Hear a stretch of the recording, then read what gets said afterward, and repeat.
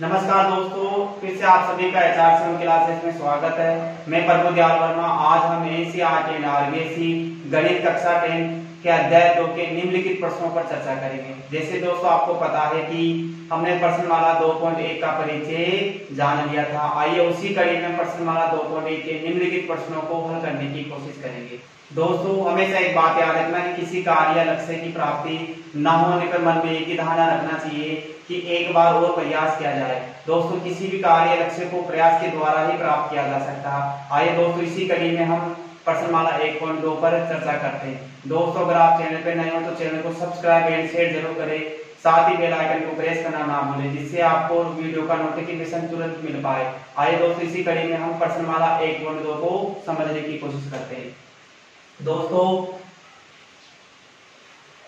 आज हम पढ़ने जा रहे हैं बहुपद के शून्य का ज्यामितीय अर्थ। बहुपद के शून्य का दोस्तों ज्यामितीय अर्थ क्या होता है उसको जानने की कोशिश करते हैं। इसका परिचय जानते हैं, हम इसके प्रश्नों को हल करने की कोशिश करेंगे। दोस्तों बहुपद का ज्यामितीय अर्थ क्या होता है शून्य का, तो इसका अर्थ होता है दोस्तों कि एक बहुपद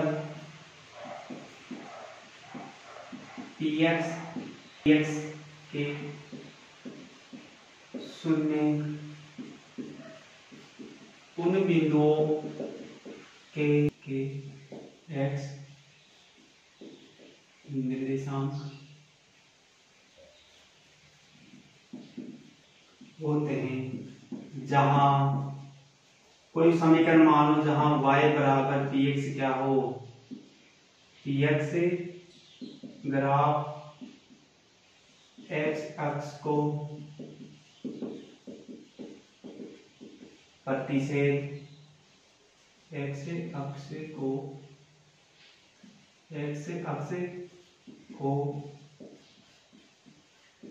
प्रतिच्छेद करती है। दोस्तों कि बहुपद शून्य का ज्यामितीय अर्थ क्या होता है, एक बहुपद px के शून्य उन बिंदुओं के x निर्देशांक होते हैं जहां y बराबर कोई समीकरण होगी, ग्राफ किस पे x अक्ष को प्रतिच्छेद करता है। अर्थात दोस्तों हम इसको समझ सकते हैं, अर्थात एक बहुपद के शून्यकों की संख्या x अक्ष के अवरोधनों के बराबर होती है। दोस्तों हम पढ़ने जा रहे हैं कि एक बहुपद के शून्य की संख्या कहाँ होती है, x अक्ष के अवरोधनों के बराबर होती है। तो दोस्तों कहीं ना कहीं परिभाषा क्या कहती है कि एक बहुपद px के शून्य गुण बिंदुओं के x निर्देशांक होते हैं जहां y बराबर कोई समीकरण होगी जहां किसको का प्रतिच्छेद करना चाहिए, x अक्ष को प्रतिच्छेद करना चाहिए। आइए दोस्तों इसी को समझने के लिए अभी सारांश रूप में समझते हैं। अर्थात दोस्तों इसका सारांश निकाल सकते हैं। एक बात एक बिंदु और ध्यान दो दोस्तों कि बहुपदों की शून्यकों की संख्या उस या उन बहुपद की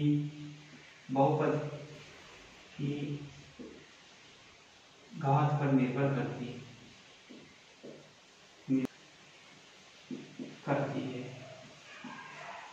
दोस्तों या तो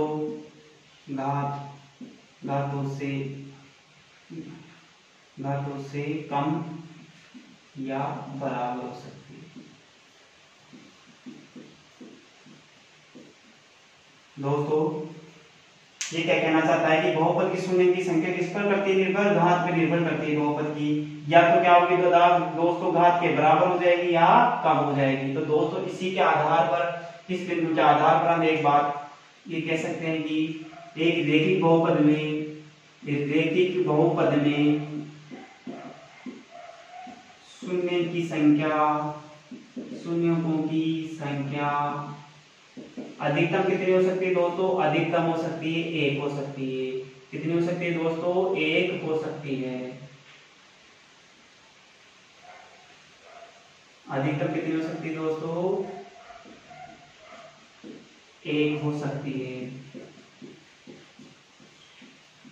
इसी प्रकार दोस्तों द्विघात बहुपद में कितनी हो सकती है? द्विघात बहुपद में शून्य की संख्या अधिकतम कितनी हो सकती है दोस्तों? अधिकतम 2 हो सकती है। इसी प्रकार दोस्तों त्रिघात बहुपद में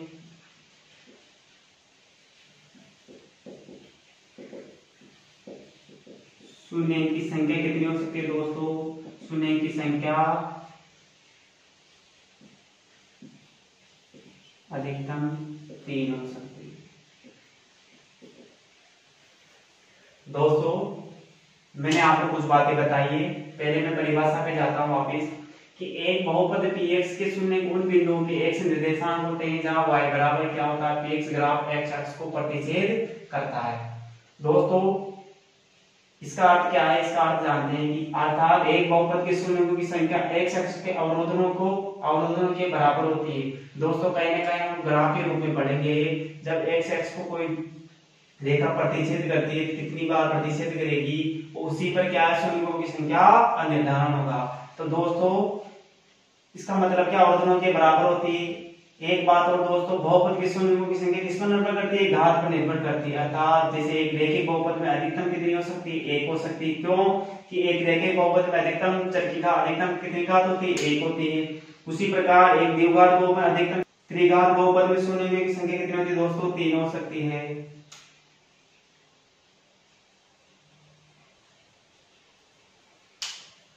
दोस्तों आप इसका स्क्रीनशॉट ले सकते हैं ताकि आपको प्रश्न को समझने में आसानी रहे। दोस्तों माना ही प्रश्न बहुत सरल है, परंतु इनको बिंदुओं को समझना अति आवश्यक है, क्योंकि कहीं ना कहीं प्रश्न कैसे भी पुट हो सकता है। एक नंबर में बहुत महत्वपूर्ण होता है दोस्तों। इसी आए दोस्तों प्रश्नमाला 2.1 उदाहरण के द्वारा समझने की कोशिश करते हैं। दोस्तों हम जानते हैं कि एक वास्तविक संख्या के बहुपद px का क्या होगा? एक शून्य होगा यदि दोस्तों के बराबर 0। दोस्तों एक वास्तविक संख्या के बहुपद px का शून्य कब होगा? जब p के बराबर क्या होना चाहिए? 0 होना चाहिए। तो दोस्तों हम रेखिक बहुपद को समझने की कोशिश करते हैं। रेखिक बहुपद क्या होता है दोस्तों? px बराबर कोई बहुपद है ax प्लस b, रेखिक बहुपद हो गया। तो दोस्तों इसका शून्य क्या होगा? जब इसका मान क्या हो? 0 जाए 0 के बराबर, तो ax प्लस b, b को पक्षांतर करेंगे दोस्तों क्या हो जाएगा? Minus b ax। दोस्तों की कभी भी किसी को पक्षांतर करते हैं तो उसका चिन्ह बदल जाता है, तो प्लस का है तो क्या हो जाएगा? माइनस का। तो यहाँ b माइनस का हो गया। इसी प्रकार से गुणा में तो किस में जाएगा? भाग में। तो माइनस b बटा a क्या हो जाएगा दोस्तों? या x बराबर माइनस b बटा। तो दोस्तों हमें प्राप्त हो रहा है कि रेखिक बहुपद का शून्य क्या है? माइनस b बटा a। तो दोस्तों इससे पहले भी चर्चा कर रखी थी। आइए दोस्तों इसी को उदाहरण के द्वारा समझने की कोशिश करते हैं। दोस्तों कोई रेखिक बहुपद है px बराबर x प्लस 1। तो दोस्तों इसका शून्य क्या होगा? 0 बराबर x प्लस 1। ये प्लस का क्या हो जाएगा? माइनस का। तो x बराबर क्या हो जाएगा? माइनस 1। मैं याद लगा के लिख सकता हूँ x बराबर माइनस 1। तो दोस्तों इसका शून्य क्या होगा? रेखिक बहुपद x प्लस 1 का शून्य होगा दोस्तों माइनस 1। तो दोस्तों जैसे मैंने बहुपद का शून्य निकाला, तो हमारी प्रश्नमाला 2.1 क्या कहती है कि ज्यामितीय रूप में बहुपद के शून्य को कैसे याद किया जाता है, यानी कि ग्राफ के निरूपण के द्वारा इसको कैसे याद किया जाता है। इसी कड़ी में हम इसको समझने की कोशिश करते हैं। तो दोस्तों एक बार इसको रेखिक बहुपद को हम समझेंगे इसके ग्राफ के द्वारा। तो दोस्तों कुछ समीकरण लेते हैं। कोई समीकरण जैसे y बराबर x प्लस 1 का ग्राफीय निरूपण कीजिए। दोस्तों इसी बहुपद को हम समीकरण के रूप में लेते हैं। दोस्तों हम जानते भी हैं कि हमने पढ़ा है कक्षा 9th में कि कोई भी समीकरण y(ax + b) अगर इसका ग्राफीय निरूपण करते हैं दोस्तों तो हमें ग्राफ में एक सीधी रेखा सरल रेखा प्राप्त होती है। तो दोस्तों हम जानते हैं कि y बराबर ax + b हो तो कौन सी रेखा प्राप्त होगी? सीधी रेखा सरल रेखा प्राप्त होगी। तो आइए दोस्तों इसी को समझने की कोशिश करते हैं। तो इसका ग्राफीय निरूपण क्या होगा दोस्तों?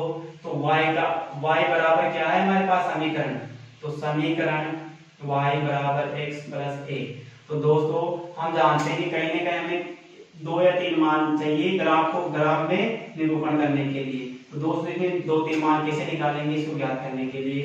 तो x का कोई मान रखो जो y का मान आ जाए। तो मैं जैसे रखता हूं x का मैंने कितना रखा? 1 रखने पर x का मान बराबर 2। तो दोस्तों जैसे जैसे मैं x का मान रखते जाऊंगा मेरे को y का मान प्राप्त होते जाएगा। तो दोस्तों मेरे को कम से कम 2 या 3 मान चाहिए। मैं इसके लिए एक टेबल बनाता हूं।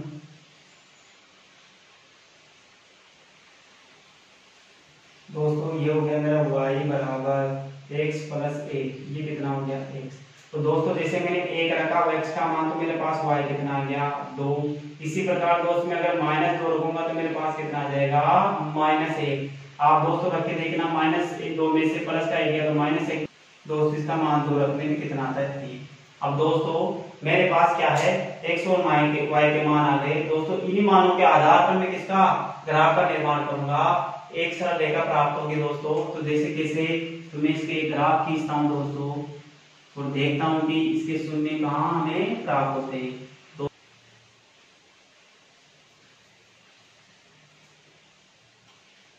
जैसे दोस्तों मेरे पास ग्राफ आ गया है। अब जैसे दोस्तों करना क्या है? x और y के मान मेरे पास है, इनको क्या है ग्राफ में निरूपण करना है। दोस्तों इसमें ग्राफ में देखेंगे x का मान कितना है? 1 और y का कितना है दोस्तों? 2। दोनों धनात्मक है तो x बराबर y की सीध में 2 पे जाऊंगा, बिंदु 2 पर। इसी प्रकार x कितना है? -2 और y भी कितना है? -1। तो दोस्तों x की माइनस ऋणात्मक में y भी ऋणात्मक, तो यहाँ जाएगा ये बिंदु दोस्तों कहीं ना कहीं यहाँ मिलेगा अपने को। उसी प्रकार दोस्तों वो x कितना है? 2 और y कितना है? 3। तो 2 की सीध में 3 जाना है दोस्तों। दोस्तों ग्राफ में कोई त्रुटि हो सकती है, आप स्केल की सहायता से बनाओगे तो आपका अच्छे से बनेगा। तो दोस्तों कहीं ना कहीं क्या है कि किसको प्रतिच्छेद करेगा? ये दोस्तों -1 पर प्रतिच्छेद करेगा।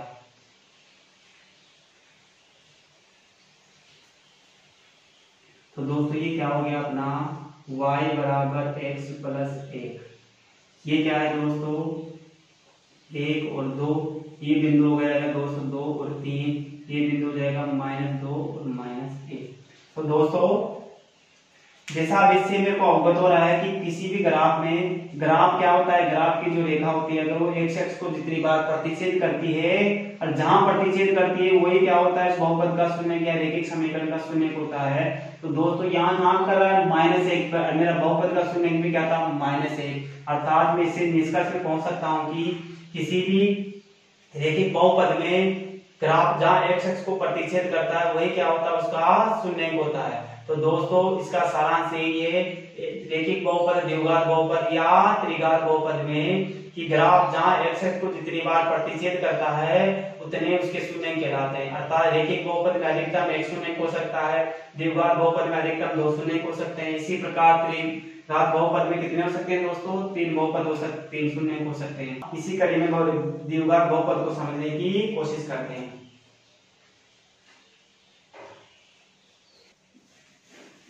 आइए दोस्तों द्विघात बहुपद के शून्य को जानने की कोशिश करते हैं। दोस्तों हम सब जानते हैं कि द्विघात बहुपद क्या होता है? द्विघात बहुपद होता है दोस्तों px बराबर होता है दोस्तों ax² + bx + c बराबर क्या होता है? c होता है जहां a बराबर क्या नहीं होना चाहिए दोस्तों? 0 नहीं होना चाहिए। दोस्तों ज्यादा चर्चा ना करते हुए इस पे हम इसके सारांश को समझने की कोशिश करते हैं। दोस्तों सारांश में क्या है दोस्तों? निम्न बिंदु को देखा जा सकता है, ग्राफ का आकार ऊपर खुला हुआ या नीचे खुला हुआ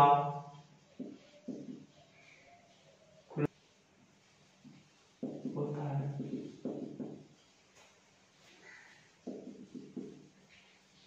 खुला हुआ ग्राफ दोस्तों क्या कहलाता है? परवलय कहलाता है, परवलय कहलाता है। इसी प्रकार दोस्तों बिंदु नंबर 3 क्या कहता है? त्रिभुज बहुपद के शून्य वहां होंगे जहां परवलय एक्स अक्ष को प्रतिच्छेद करता है।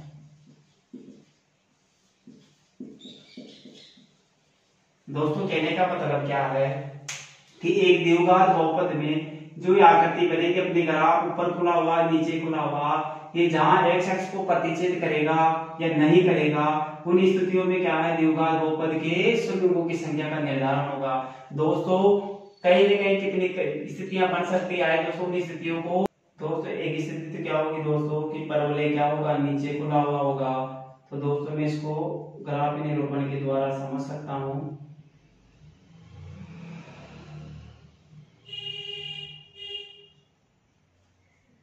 यहाँ दोस्तों देखो परवलय कितनी बार प्रतिच्छेद कर रहा है? 2 बार। किसको? एक्स अक्ष को। तो यहाँ कितने शून्य होंगे? 2 होंगे।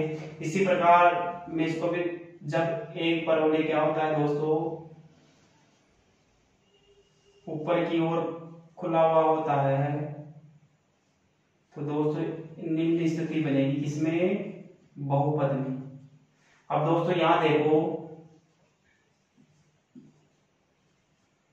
कि परवलय कहां कर रहा है? ऊपर खुला हुआ है, परंतु कितनी बार प्रतिच्छेद कर रहा है? 2 बार। तो यहाँ भी बहुपद की शून्य की संख्या कितनी होगी? द्विघात की 2 होगी। इसी प्रकार स्थिति नंबर 3 को देख सकते हैं। ऐसी स्थिति भी आएगी दोस्तों जहां परवलय क्या है? ऊपर खुला हुआ होगा, परंतु किसी एक्स अक्ष को प्रतिच्छेद नहीं करेगा। तो ये क्या होगा दोस्तों?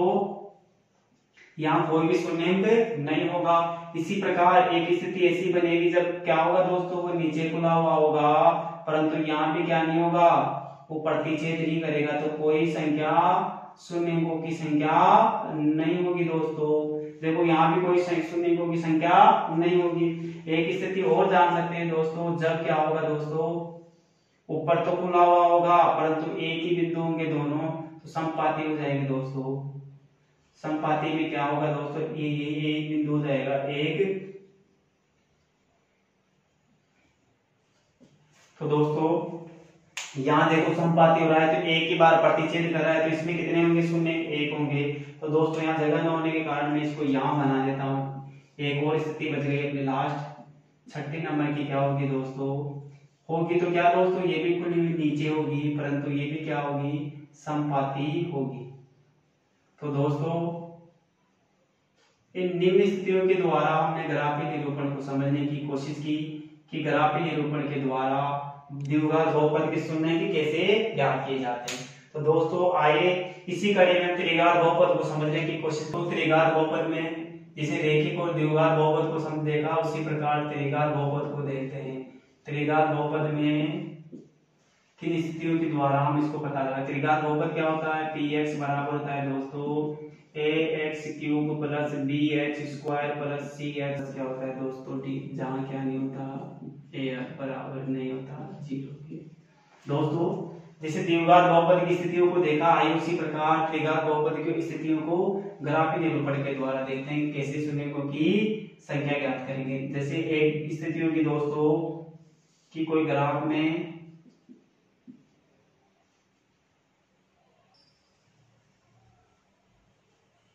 दोस्तों एक स्थिति ये प्राप्त होगी हमें। दोस्तों एक स्थिति ये प्राप्त होगी हमें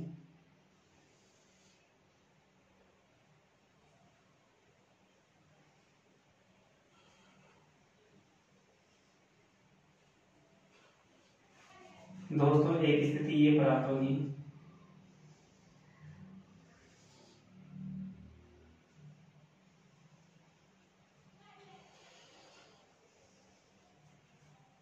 तो कहीं ना कहीं दोस्तों इनके द्वारा हम आसानी से पता लगा सकते हैं कि शून्यों की संख्या कितनी है।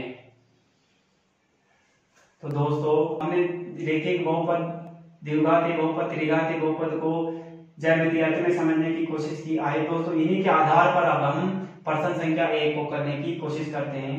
प्रश्न संख्या 1 क्या कहता है। आइए दोस्तों इसी कड़ी में प्रश्न 1 को हल करने की कोशिश करते हैं। दोस्तों समय ज्यादा ना लगे इसलिए मैंने प्रश्न 1 को यही पहले कंप्लीट बता लिया है। आइए दोस्तों इसको हल करने की कोशिश करते हैं। अब दोस्तों प्रश्न 1 क्या कह रहा है। प्रश्न 1 ही है इसमें 2.1 में कि किसी बहुपद px के लिए y बराबर क्या है, px का ग्राफ नीचे आकृति में दिया गया है। प्रत्येक स्थिति में px के शून्य अंकों की संख्या ज्ञात कीजिए। अब जैसे दोस्तों मैंने आपको बताया, हमने समझा उसी प्रकार यहाँ प्रत्येक स्थिति में हमें क्या है, शून्य अंकों की संख्या किसके आधार पर ज्ञात करना है। ग्राफ x को जितनी बार प्रतिच्छेद करेगा उतनी क्या होंगे, उसमें शून्य अंक होंगे। दोस्तों यहाँ देखिए कि यहाँ क्या है, ग्राफ को कितनी बार, ग्राफ x को कितनी बार प्रतिच्छेद कर रहा है। दोस्तों यहाँ एक बार भी प्रतिच्छेद नहीं कर रहा है। तो दोस्तों मैं यहाँ लिखूंगा इसका हल क्या, उत्तर क्या होगा, यहाँ कोई शून्य नहीं होगा। क्यों नहीं होगा दोस्तों, क्योंकि ग्राफ x को प्रतिच्छेद नहीं कर रहा है।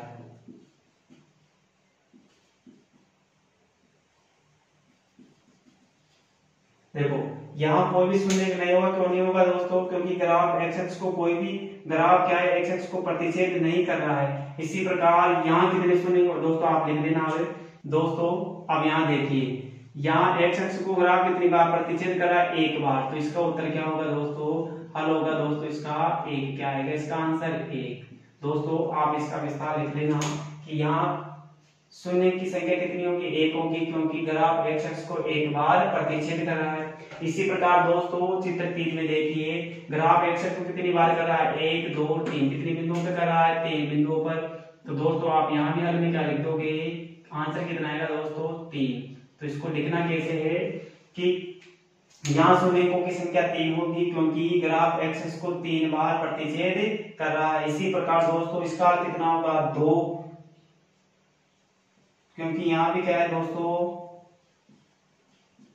कितनी बार प्रतिच्छेद कर रहा है दोस्तों, 2 बार। तो यहाँ भी क्या है 2 आएगा। दोस्तों यहाँ देखो, यहाँ ग्राफ x को कितनी बार प्रतिच्छेद कर रहा है, 4 बार, 1 2 3 4 बिंदुओं पर प्रतिच्छेद कर रहा है। तो इसका आंसर क्या होगा दोस्तों, हल होगा 4। इसमें भी लिखना है यहाँ शून्य अंकों की संख्या 4 होगी, क्योंकि ग्राफ x को 4 बार प्रतिच्छेद कर रहा है। इसी प्रकार दोस्तों यहाँ देखिए 1 2 3, यहाँ कितनी आएगी दोस्तों 3। इसका कितना होगा 3। यहाँ शून्यों की संख्या 3 होगी, क्योंकि x को ग्राफ कितनी बार प्रतिच्छेद कर रहा है दोस्तों, 3 बार प्रतिच्छेद कर रहा है। तो दोस्तों आज हमने प्रश्नमाला 2.1 के परिचय के साथ साथ इसके प्रश्नों को हल किया है। दोस्तों इनका निरंतर अभ्यास करते रहना, निरंतर आपको अपने लक्ष्य तक पहुंचाएगी। दोस्तों वीडियो पसंद आए तो वीडियो को लाइक एंड शेयर जरूर करें। साथ ही दोस्तों अगर आपको कोई प्रश्न में समस्या आ रही हो तो कमेंट बॉक्स में कमेंट जरूर करें। दोस्तों चैनल पर बने रहने के लिए आप सभी का धन्यवाद।